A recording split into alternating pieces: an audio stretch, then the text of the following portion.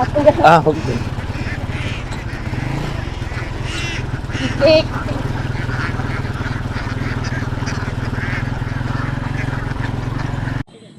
Ito yung bukid namin na isa. 1 hectare to. Ito na nararo na. And then, next, bukas daw ang patatamnan. Oh, yan. Yan, hanggang doon, dire-diretso hanggang doon. May tambak pa doon. Pupuntahan sana namin, kaya lang, basa pa yung, malambot pa yung pilapil na yan. So, mangyari,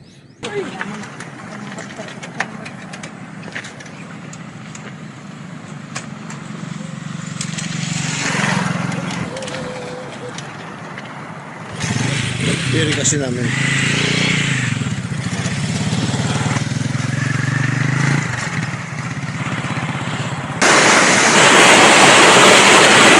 Quezon Canal. Ito nalinis yun na to.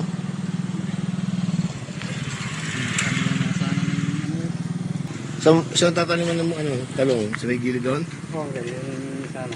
Magpapabili ako kay Annalyn, wala pa naman. Ilan kailangan no? Saka sili. Isang tray? Oo, okay. Anong sili? Yung siling hab... Ito yung bukid namin. Ito. Yan. Yung dalawang sinilong na ito, pispan namin. Ito yung isang pispan. Meron pa isda ito? Wala na? Ano hindi mandar yan? Ha? Okay.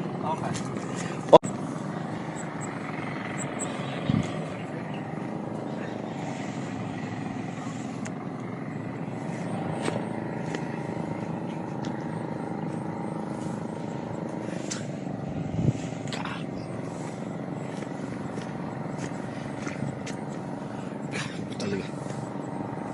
Ano nasa isip itong tao? Ito may isda pa to? Meron kayo, marami kayo. Yung estado ng kalan, hindi ko palipat. Malakit sila tayo mo ta. Puniting mo nang gano'n. Ay na may. Pinakumay mo ko tita. Glili tayo. Tuyo lang nito. Biga. Ayan yung bayot natin. Malaki na itong bayot. Maraming malalaki na pa.